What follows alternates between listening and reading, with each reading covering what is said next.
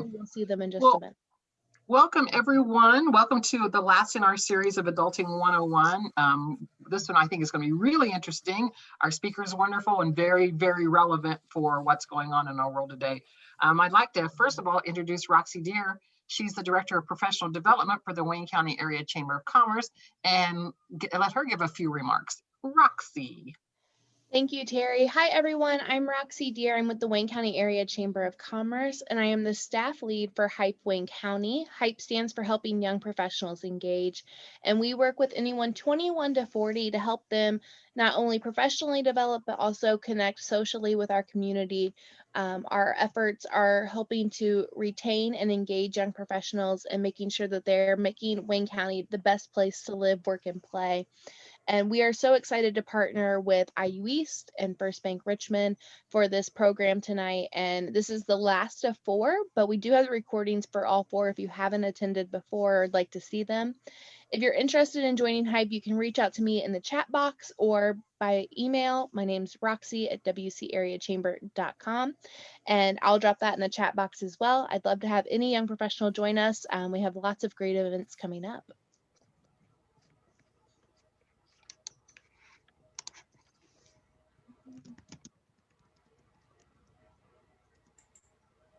Did I lose you, Roxy? Nope. Okay. I'm here. Terry, you can go ahead. It glitched out for a minute though. I'm sorry. Thanks, Roxy. I always say I want to be Roxy when I grow up because she's just so awesome and cool and does great things and impresses the heck out of me. Next person I'd like to introduce is Dr. Oilin Chung from the IU School of Business. Dr. Chung is an associate professor of finance. She works for the School of Business. She's also the discipline coordinator for economics and finance, overseeing the economic and finance curricula for her undergraduate degree. In addition, she serves as the director of the IU East Business and Economic Research Center. She conducts the annual East Central Indiana Business Survey and represents IU East in the Business Outlook Forum, and writes the Richmond forecast for that to be published in the Indiana Business Review. She also maintains the IU East Regional Business Competent Index and writes the annual East Central Indiana Business Survey Report, which is released on her website each year. She's very busy and she teaches classes. She founded the Adulting 101 program in the fall of 2018 and is the continuing partner of the program. So Oilin, would you like to share some words? Thank you, Terry. Let me welcome everybody again to this virtual event. It's of course so nice to see you folks here for our last Adulting 101 event for this 4th semester, just before the upcoming big holidays. Very excited, right? The topic for this evening, as Terry had mentioned about it, is on the importance of work-life balance, especially during this hard time caused by the COVID-19 global pandemic. We certainly do not want to jeopardize our career by putting in extra efforts in our work in order to get jobs done. On the other hand, we still want to enjoy our life, right? So what should be our balance between the two? How should we reconcile our professional and personal life? Thanks to the great work of Terry, the director of our alumni relations, in putting together this event and inviting Laura Lee to share with us some great tips and tricks with regard to work-life balance. I hope you all enjoy this event and come back to our future ones. I know you guys are very eager to learn about the tips and the tricks, and I do not want to keep you waiting. Let me pass the control back to Terry for some Zoom housekeeping instructions, and then we'll have Laura Lee begin her presentation. Thank you, Oilin. Thank you so much. Just short housekeeping. You're probably all very familiar with Zoom and Zoom meetings, so mute as you need to, and there will be an opportunity for question and answers. You can put things in the chat box as we go along, and I am going to now introduce an amazing person who I would really like to get to know better. Laura Lee Heitz is the founding partner of Stratevize Consulting, a strategy consulting and leadership development firm. Using visual thinking, Stratevize helps leaders and teams reach their highest potential. With her nearly 20-year experience in Fortune 500 operations like Wells Fargo Bank and as Accenture, Yep. Microsoft. Laura Lee works to help organizations advance communication, gain agreements on key decisions, and align around priorities and purpose. She has combined her experience with facilitation, training, strategy planning with her passion for technology, visual thinking, and innovative solutions to create unique and fun and effective workshops and retreats. With that, she also believes in making an impact in her local community where she serves on several nonprofit boards. And we are extremely proud to call Laura Lee one of our own as a graduate of IU East. So please welcome Laura Lee Heights. Is that how it works?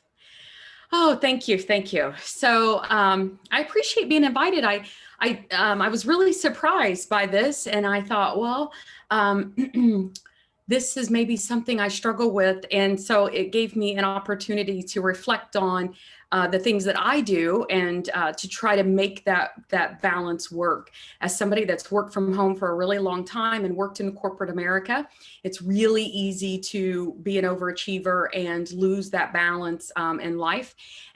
And I have a great opportunity, I guess, in that of my age, that I have a chance to look back and say, what did I do right and what did I do wrong when it came to that work-life balance, and what are the time that I cannot get back? And so I think about, you know, what did I do right when I traveled all the time and my kids got to go and they went all over the place with me? And then what are the most important things that I missed because the balance wasn't there? And so I think one of the things that I carry in my heart all the time is that I missed my daughter's preschool graduation. She had gone to Ivy Tech preschool for many years. My son had gone there, and I missed that, and I missed it because it wasn't in my calendar, and I ended up traveling and I couldn't leave. And it just really, it was just a reminder to me. At the time, I didn't think much about it. I was like, oh, I just missed that, and I've missed other things. You know, it's not that big of a deal. But then as I got older, I realized how big of a deal it was, and finding that balance and realizing in the chapters of our lives that we have chapters in time for certain things, and there's certain things we should be doing or think about that we should be doing, and then there's times maybe that we should be doing something else. And so yeah, so I enjoyed this time to just do my own reflecting and where I think you know, what I've learned, I guess, over my time. So I have a quick question though for you. First, give me a thumbs up. Oh, we don't have a lot of cameras, so give me a thumbs up if you can see my screen. Is it on? Okay. All right. Thank you. And I'm going to click once and then tell me if it moved. Okay. We're good to go now. Thank you. All right. So put it into chat because I know a lot of you are not on camera. So put it into chat. My biggest challenge with work-life balance is, and finish that sentence for me. Put it into chat. Tell me, what is your biggest challenge with finding that balance?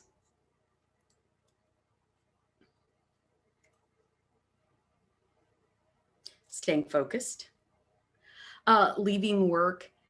Oh, and leaving work at work in my head. Oh, yes, Elisa, you are speaking to me. Yes, I often carry it when I walk out of my office. Yes, remembering evening meetings like this after I get home. Yeah. So is this a way to relax, or is this another thing on the calendar? That's the question, Lindsay. My biggest challenge with work-life balance is I have no balance. I work.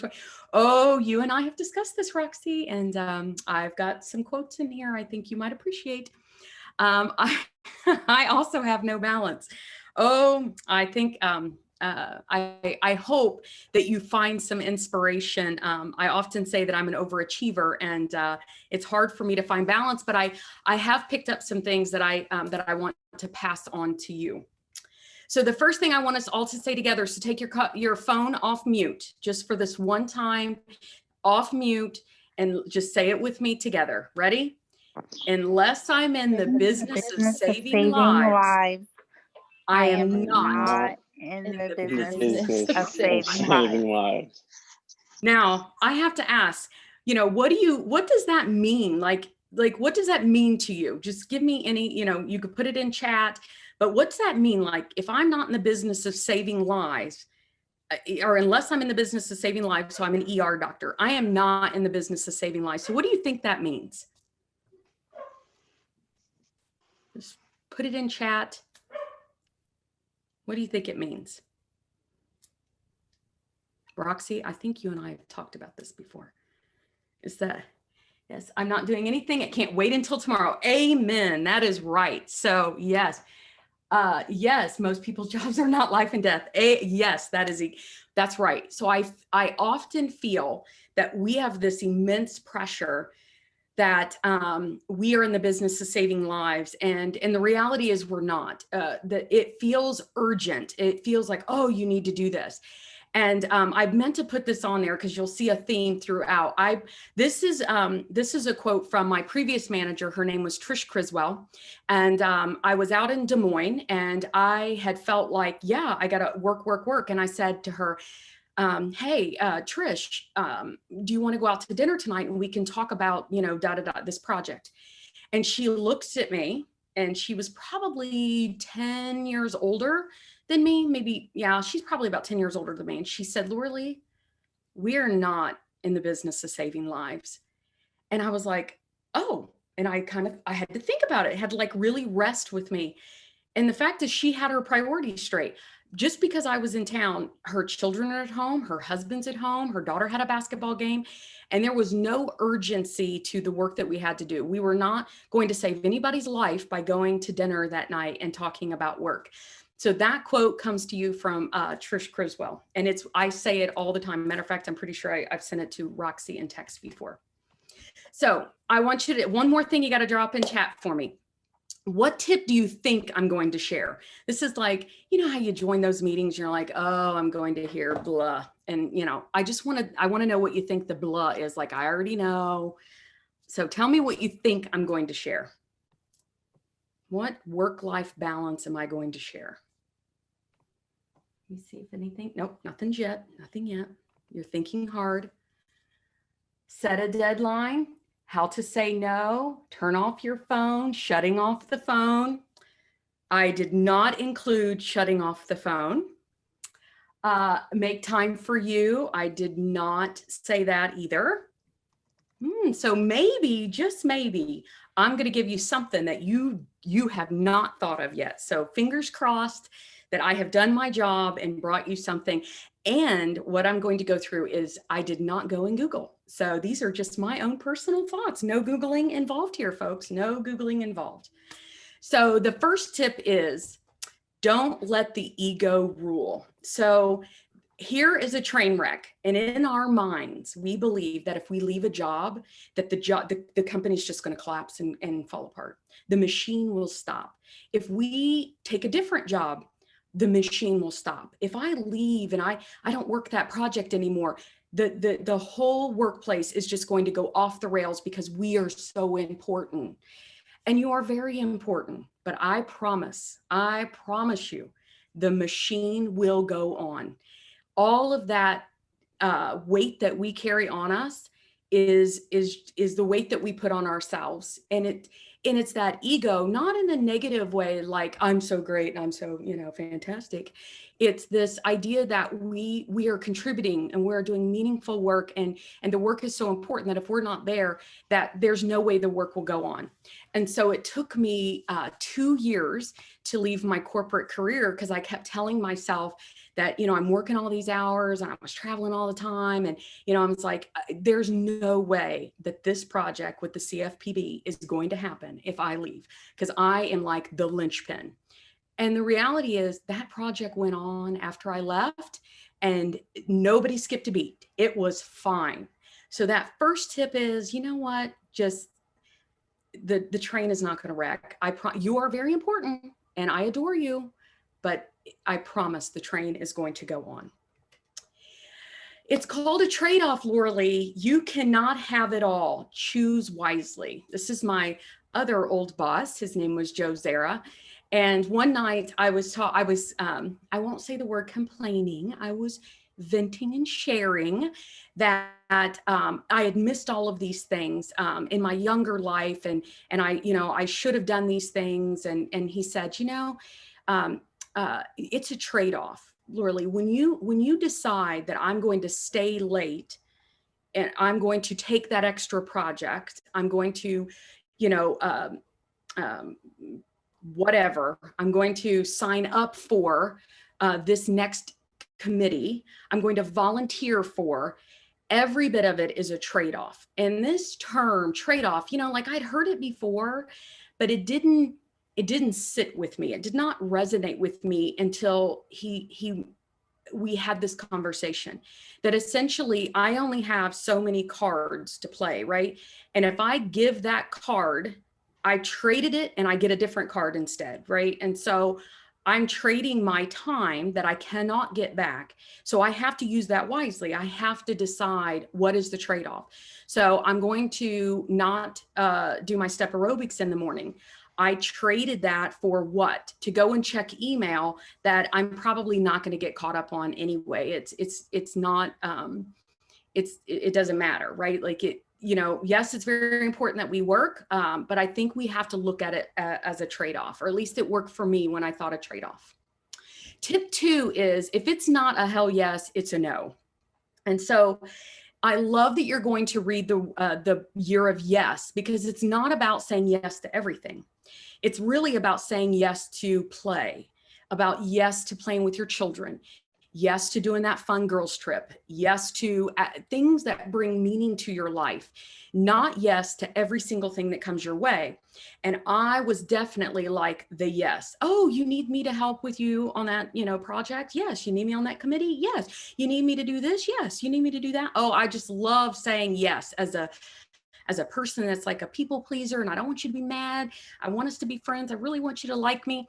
That I just said yes. And what ends up happening is that we just are dominated by all of these things that we said yes to. And it's a matter of, what's my barometer? And I think it's that excitement level, right? Like the excitement of, oh my gosh, that is so, yes, I so want to do that. And we have to do that in work. And so I want to say to you that a lot of this is managing up, right? Like managing up. Not only do we have to say hell yes in our personal life, but we also have to say it at work. And if we don't convey that, or we don't manage up to say, that project may not be the right fit for me. Does somebody else have capacity? Instead, we always just say yes because it's the default. We don't even question why we're doing it. We don't question if anybody's even going to look at it. We just go, oh, yes, I think that that's exactly what we should do. And so I love that you're going to read that book, because it's about saying yes to the right stuff, creative stuff, fun stuff for your kids, and letting some of the other stuff go. So that's Orly, I have a question. Sure. So I'm guilty of saying yes all the time. Uh-huh. But I think in my mind, I'm saying yes because I want the experience. I want the learning opportunity. And then I end up like feeling overwhelmed and exhausted 24/7, but I'm learning so much. Is there a way to balance that? Well, I don't want to diagnose you, but if you took top 5 strengths, I just feel like you might be a learner. And as a learner, and I don't know that without seeing your results, but just the fact that you said, I'm learning so much. So and I'm a big top 5 strengths person. So I have learner and I have input. Oh my gosh, you put those 2 things together and all I do is want to learn and read and take in. And so one of those things is that I say, I look harder at the value. So I used give me some examples of when you say yes to something. Or give me some examples of when you're like, yeah, I said yes because I want to go to that or learn from that. Tell me something, give me some examples. Nonprofit boards, or specifically like helping with events that aren't work related, meltdowns asking for help, and then another committee's asking for help, and another committee's asking for help. None of them are work related, but I really want the experience, or I want to meet people, or whatever it may be. So one of the things that maybe would help is to write down and say, what do I hope to get out of this? So if you have volunteered for Meltdown before, you know exactly how Meltdown works. So what is the difference between 2020 Meltdown or 2021 and 2020? Take out COVID, just thinking about what is the additional tool that I'm going to get? Because sometimes it's also our ego that we were asked, and therefore we must have this knowledge that's very specific to us. And that story that we tell ourselves in our head is that, I want to I want to be part of this because I was asked, so therefore I must have this, you know, I'm very valuable. So what's in it for you is just, you know, ask, what do I think I will get out of this that will help me do X, whatever you're trying for.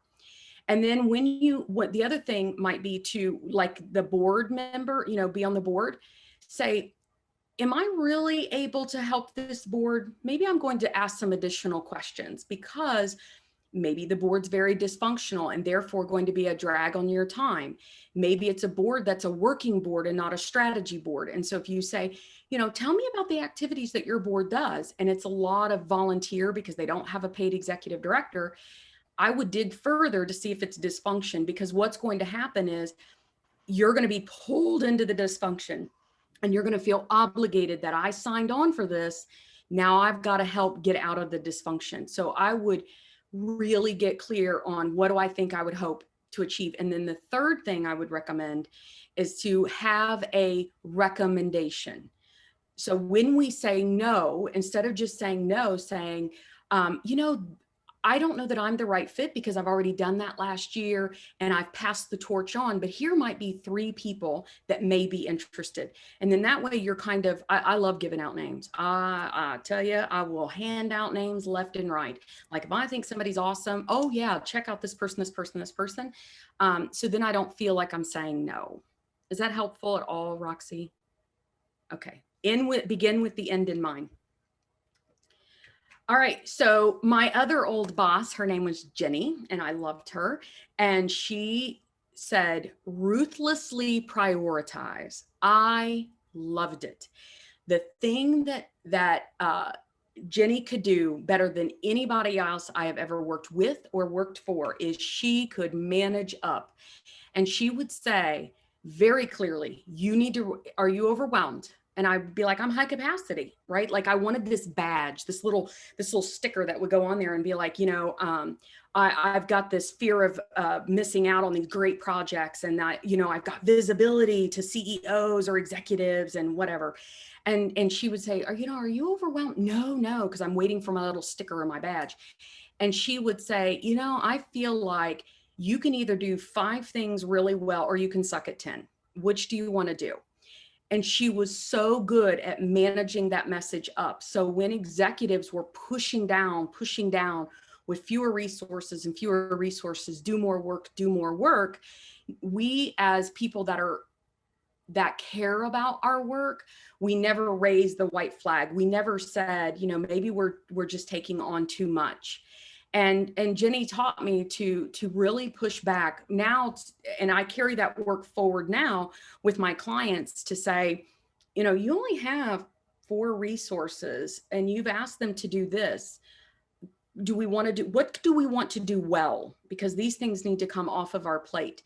And we don't ask ourselves that. And so my tip 3 is really just raise the white flag to your leadership or to yourself. And say, I can do these things very good, very well. I could rock at them, be an overachiever, or I can do all of these things and I'm going to suck at it because there's no way I have capacity to do it all.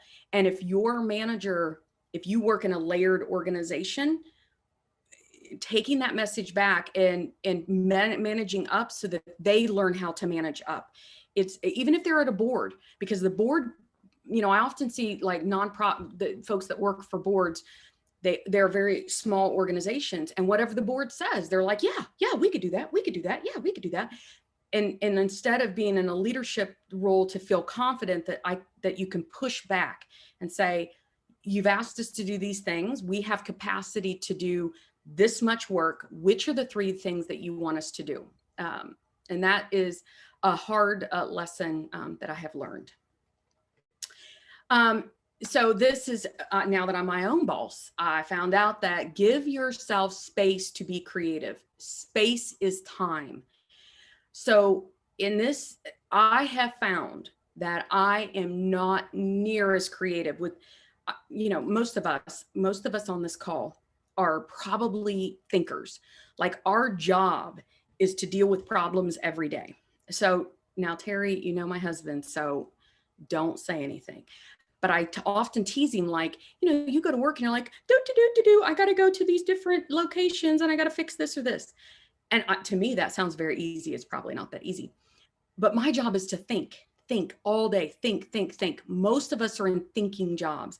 We have to think creatively. And when we condense the space and we just put more and more pressure on ourselves to like, I can sign up for everything, you are not bringing your best self. Your most creative ideas are not coming forward, I promise. And I will tell myself that I am a final hour performer, which Ashley Sieb gave me that term. And instead of a procrastinator, she said, I'm a final hour performer. And the story that I will tell myself is like, Thorley, you're a final hour performer. Your very best ideas are going to come to you at the last minute. And they do, like they can do that. But my very best creative ideas come when I'm walking and thinking at the same time, and truly not listening to podcasts. Listening to music's fine, but not listening to podcasts, not talking on the phone, not thinking about other projects. I sit with a problem, and I live next door to a cemetery, and I will walk that track over and over and over, thinking of my most, like, where does that solution? And if I sit at my desk and convince myself that I have to work, that's where my creativity is going to happen. And so I fundamentally believe that if we leave work, that our best selves and our best ideas will move forward in that work. It will come to us at our workplace. So I don't look at myself getting up and leaving in the middle of the day and walking my track is not working. It's a balance of, yes, I'm going to, exercise and stay off your phone and don't be on social media and all those great ideas that everybody's got. I think that it's saying I am working now, but I'm working in a different space to give myself an avenue for creativity. So I want to pause there and just ask, like, give me a yes, no, do you agree? Those ideas come to you when you're thinking? My best thinking comes when I'm driving. Yes. And that's probably why I wreck all the time. Don't wreck, Roxy. Yes, I will drive. I literally will just drive around. Completely agree. Yes. So Travis, definitely agree. Are you a walker? Do your best ideas come to you when you're walking or when you're resting or when you're exercising? Like, when does your best, most creative ideas come to you? Or anybody? I just wanted to know. Travis said he agreed. I just want to know what Travis does. Definitely when I'm moving, generally walking or running. Yep. Yes, I agree. So it's that balance of it's okay that I am not working because my creativity is at play. It's what I think is doing my best work, and I'm not even at work. So this is not my boss. He's never been my boss, but I said to you, I had a book that I wanted to recommend for your group, and hopefully I do this right. There it is. Actually, I know I've recommended this to Roxy before. I know it. Essentialism isn't about getting more done in less time. It's about getting only the right things done. And okay, so after I read Essentialism, I left 2 boards that I was part of. I left a wonderful organic networking group that happened monthly that many of you might know me from. I loved that group, but I left because I did what I just said to Roxy. I laid out, what am I getting out of this? Is it useful? Is it what I need? Or is it feeding my ego? Is it make me feel good to say yes, to be part of it, but am I getting something out of it? So I walked out just got out of things that were not, and I'm less visible in the community. I'm not out as much, but I also feel a lot better that I can bring my best self to the work that I do because I'm not overcommitted on 5,000 other things. And so that year that I did that, I had a lot of freedom. And so even when I said I had to get a chance to reflect while I was doing these slides, is that, when I left, or when I had a consultant, she took another job, And I realized that my work-life balance got completely out of control because all of a sudden everything was back on me as the primary. And I was still trying to do things that were not essential, things that were not what I had to do. So the next tip I have is to eliminate, cut the trivial many to focus on the vital few. You are doing stuff that's not needed, I promise you. So when that comes, the most, when it will shock you the most is take a look at all of the stuff that you're doing. And then start looking for things that, am I asked to do something that's really nobody looks at, like reports. That's a great one. We, pull reports and then nobody's actually looking at them. Nobody actually cares. And so you go, well, why am I even doing this? And so I would encourage you to just look, start to finish, what am I doing and what can just be eliminated and just stop doing it. And who's going to notice? You would be surprised at when you look at the stuff that you're doing, how we're told to do it from a long time ago. And somebody says, do this or do that report or whatever. And then you just keep doing it. And then nobody's looking at it. And then when you stop doing it, nobody notices. That's the kind of stuff that you're looking for. And so question all of the stuff you're doing to look for that vital few things that are going to be high impact and eliminate the rest. So I'm going to pause there and ask what questions? Let's have a conversation. Did you find something in there that was useful or helpful? Laura Lee, I have a question for you. Yeah. Because when I am at home, and especially when I am sitting at my desk, and if I don't work, I feel guilty. How do I get over this feeling so I don't feel guilty? Because everyone needs to take some time to take a break to get some rest. But it feels like when I'm doing that, I just feel guilty if I don't work. What would be your suggestion? I do that too. I feel guilty. I feel this guilty conscience that, I should have done this or I should have done that. Yes. And one of the things that I did was I got a hobby. And so I then made my commitment to someone else and I felt guilty for letting them down. So some of you may know I joined a kayaking club that's in Indianapolis to meet new people, to make new friends. And that's very hard at my age to make new friends. And so I agree to show up to these pool classes that we have. And my guilt switches from, I feel guilty that I'm not working, to I feel guilty that I let them down. But it's not really for them. It's really for me. It's for my physical being. It's for my mental being. It's for me to just not be working. But I tricked myself because I have this obliger thing, if you've ever read The Four Tendencies, that I always feel guilty if I let somebody down, and I feel like that in work, just like you, I feel guilty. And so I just changed the thing that I know about myself is that I'm like, okay, I have to not want to let somebody else down, but it's really not about them, it's about me. So I had to trick myself, and I did it very intentionally. When I signed up for that kayaking, I said to, her name's Natalie, I have to be here for you. I have to make an appointment with you. And she thought I was like weird, like, okay. But I knew in myself that I had to promise her that I would show up to South Bend, or I would show up to West Virginia or whatever, because then I wouldn't let her down. And secretly it was so that I would find the balance in my life. I used my personality against me, Olin. That's what I did. You know what? I've thought of starting something like that, but I am afraid that I may not have that kind of persistence to keep going. So I feel hesitated to start anything like that. I think that you find that group, maybe it's in whatever you enjoy. So, I think Roxy mentioned the reading group, like to have like a book club. And so then you say to Roxy, I don't want to let you down, because you just shared this. And so I don't want to let you down, Roxy. So I'm going to, be sure that I join. but it's really not about Roxy. It's really about you enjoying reading, and then you feel obligated to read. So now you have an accountability partner in Roxy. Yeah, it's shifting that guilt, is I feel guilty for not enjoying something. Thank you.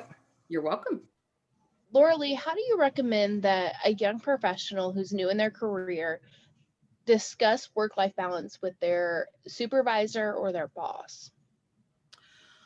Well, that's one of those things that it depends on the person. So I don't put this to any demographic or any of that. I think it really depends on the individual, because I've worked for, 40 or 50, or like Trish, she had work-life balance down, and she was older than me, and she did not have this overcommitment. So I don't think that it's really about, I don't want to slap like a label on it. I think it just comes down to the individual and what they value.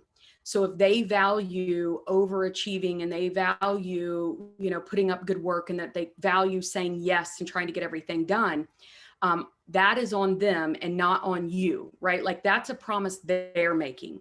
So one of the first things that I did, and I have done, her name was Carol, and her children were all adults, and my kids were not adults, and she was not married, and I was married, and she made like 5 times the money I made. And so she had a lot of pressure and time to work at 2 o'clock in the morning, and she would send us emails. And then she would send us emails all the time. She would email over the weekend. She would ask us to do something on a Friday and ask us to do it over the weekend. And so I just asked her for a one-on-one, and I said to her that this is how I feel when you email me at night. I feel obligated to respond to you. When you ask me to work on the weekends, I don't want to let you down, but I also have to protect my own life, my personal life. And I play the creative card every time. Like, I can't bring my best self. And her response to me was, I am a workaholic. I don't want you to be a workaholic. And she apologized. She said, when I email at night, I don't want you to respond right away. I don't expect you to do that. And when I ask you to work over the weekend, I want you to push back on me. And I think we have to have the conversation, but not like, Carol, you're a workaholic. I didn't come at it like that. I come at it like, this is how you make me feel. You make me feel like a tremendous amount of pressure is on me, and I can't do 10 things. And that's where Jenny comes in handy, is that I have to prioritize, because I can't bring my best self to 10 projects. I can bring my best self to 5. Let's figure out the 5. So I did not play my family card. I did not play my children card, because and I'm not saying you can't, I'm just saying I didn't, because I did not want there to be this,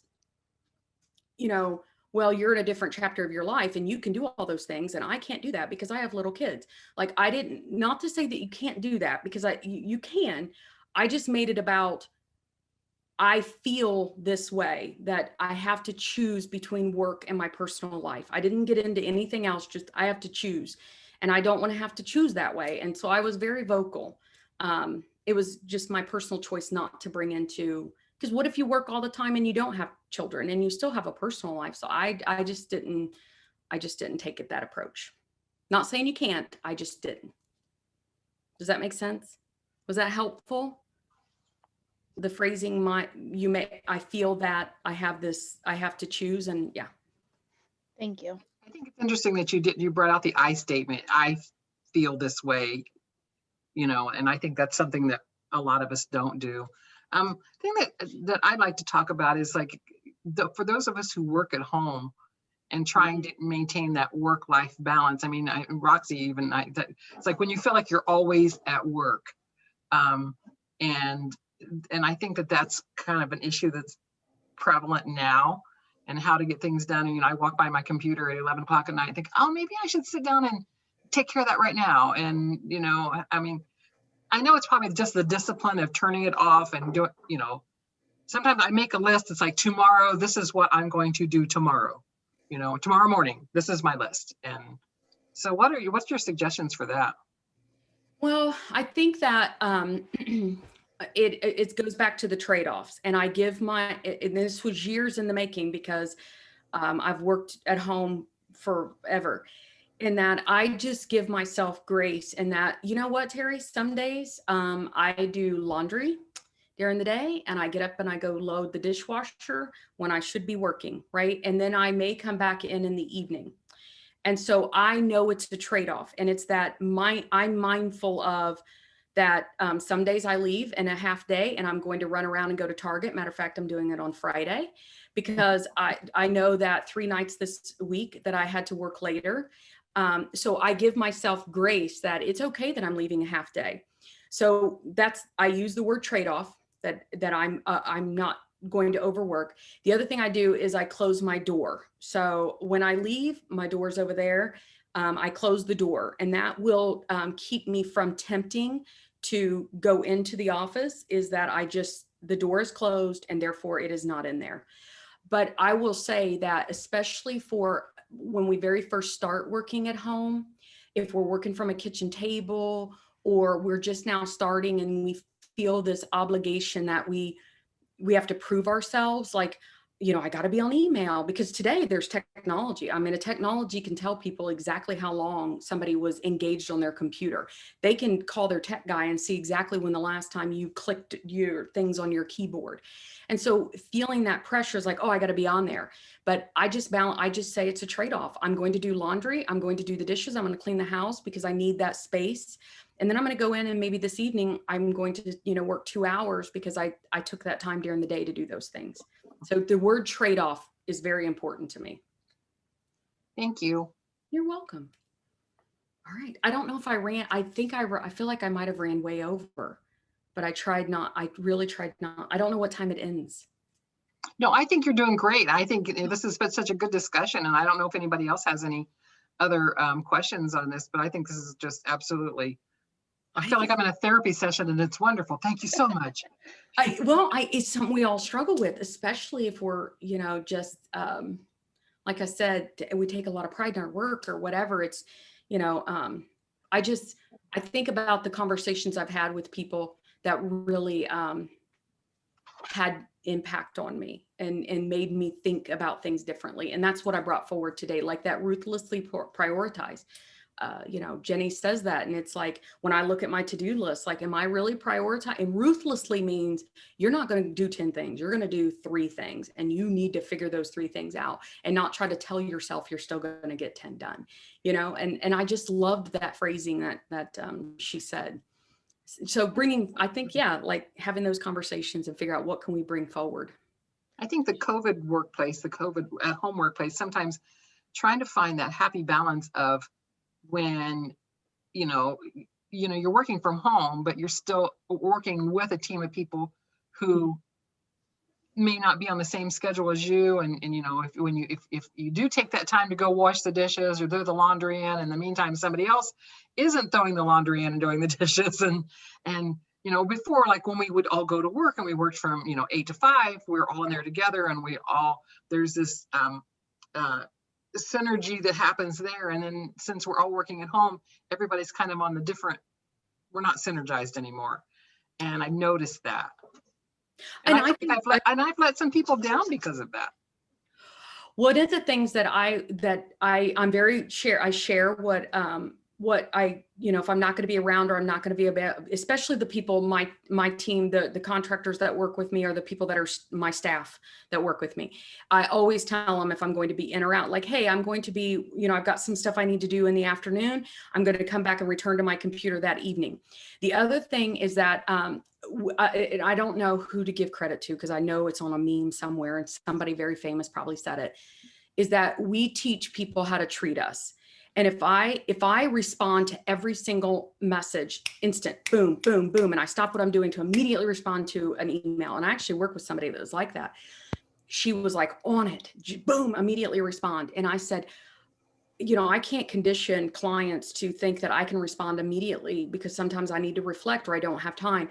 And so I had to manage those expectations. And so I think that's what it is, Terry, because you may do your best work in the evening. And I literally just said the same thing to Roxy. Yeah. And by the way, Elisa, I do have another book, and I'll tell you, and just, I gotta go over there and look at it on the shelf. But but it's like managing those expectations and saying, I do my best work. So two of the people that work for me, I ask them, when do you do your best work? And they're younger, and they said, not that it matters, because my sister's the same way and she's not young. We do our best work in the evenings. And I said, very matter-of-factly, I think that's great. I do my best work in the morning. So if you need me in the evening for something, you need to know I can't respond until the morning, because I tend to work more in the morning. I don't work a lot in the evening. If you work in the evening, that's fine. But just know I'm not going to be available unless it's an emergency and you can text me. You need to know that I'm going to respond to you in the morning. And now I know you work best in the evening. And so now we have flexibility in the work that I do. So it's not important that they're in their computers at 8 a.m. But I set very clear expectations that don't blow up my phone expecting me to email at 8:30 at night because you woke up at 10 because you're in college and you don't have class until 2, and now you're that's not going to work. And so we just had a very frank conversation about when we do our best work. And setting right expectations, and it's like something we got to keep working on. Yeah. Something that I've learned, because I'm someone who works really well late at night. Like I get a second burst of energy at about 11 o'clock at night, and I can get some of my most creative work done. What I do to help, and I don't know if this is a good idea or a bad idea, but it works for me. I don't want to blow up Melissa, Daniel, Lynette's email at 11 o'clock. I delay all of my emails to send in the morning. And then I don't know if Daniel's noticed, but he'll get like 3 or 4 emails from me at 8 o'clock in the morning. And that's just me having delayed the send because I don't want to blow his phone up. Yep. Love it. Now, as long as Roxy, that if you're working at 11 p.m., you didn't start at 7 a.m. and work all the way through to 11 p.m. Not usually. Okay. As long as you're finding the balance that if you do your best work in the evening, that you get grace to not be working in the mornings, and you've got the have the flexibility to do it. I completely love the idea that you say, I respect that I don't want to blow up their phone, but I also can't help that I do my best work this time. Yep. I agree. I'm going to walk over for just 1 second because I do have a book on my bookshelf, which is no longer behind my desk. And I've got a book I wanted to recommend. Hold on.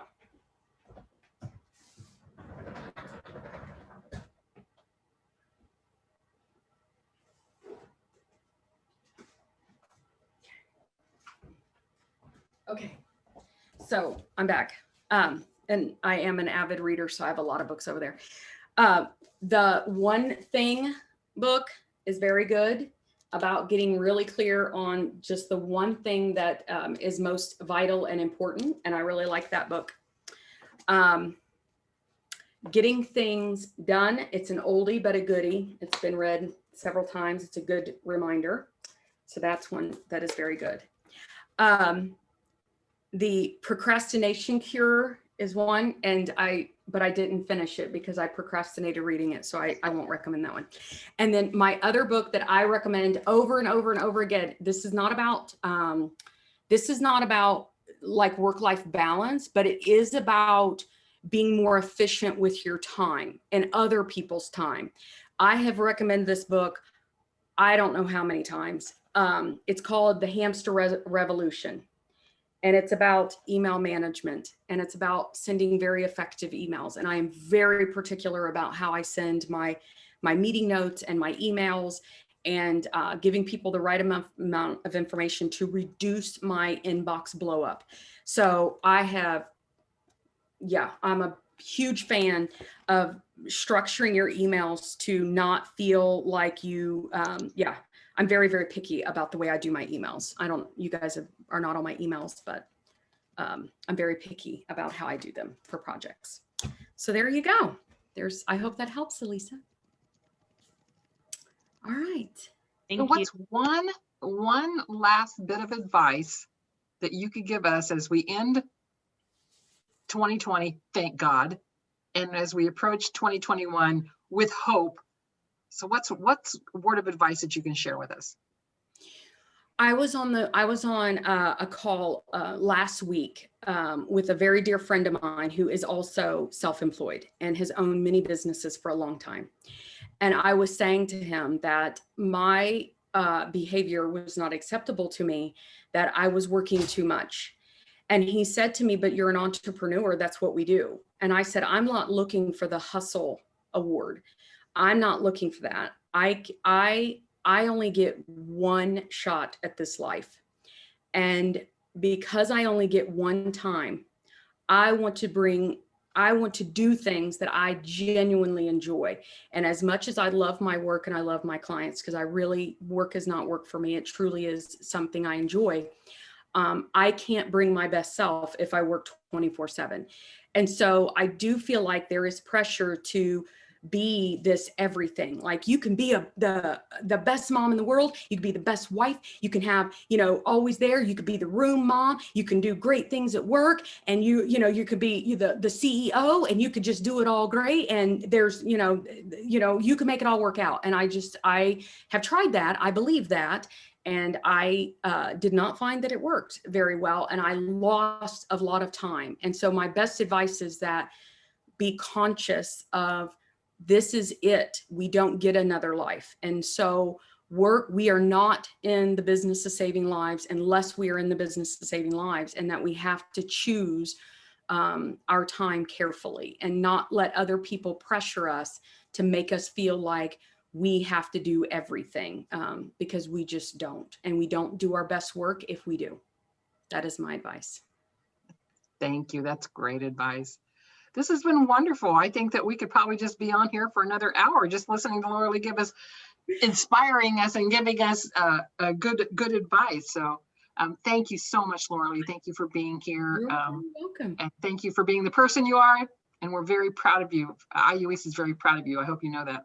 Oh, and I am a big supporter of IU East. And I matter of fact, I just got a message from David Franz.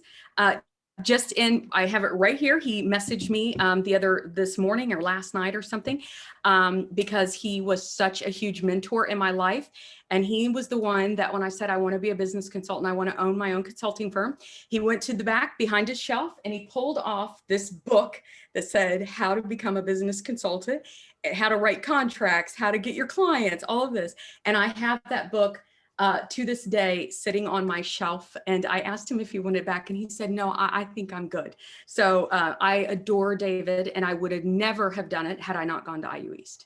Well, that's what I saw on Facebook, that he and Frederica are celebrating their wedding anniversary today. I did see that on Facebook. So Yes. Very nice. where they are. So, but thank you so much. And thank you, everyone. I want to thank Roxy for all of her good input and hard work on our Adulting 101 series. I want to thank Goylen for inspiring it to start this series. As you know, having to pivot to COVID because of COVID to online is different, but we're getting used to it, and we will see what the next year brings.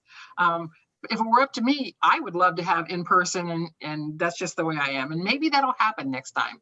Fingers crossed. That would be great, because I'm a firm believer. I just want to feed everybody. It's like, here, eat food, let's talk. Eat food, let's talk. So we'll do that. Thank you, all of you, for attending and listening. And I hope that you really got a lot out of this. I know that I did. Thank you for being part of this. Have a wonderful and safe holiday season. Let's look forward to a new year, and good things in this new year is what we're going to look forward. Let's all keep those positive things and look forward to a new year and better times. So thank you all very much. Please contact any of us if you need anything from us, and we will see you soon. Thank you, Thank you, everyone. Terry. Bye.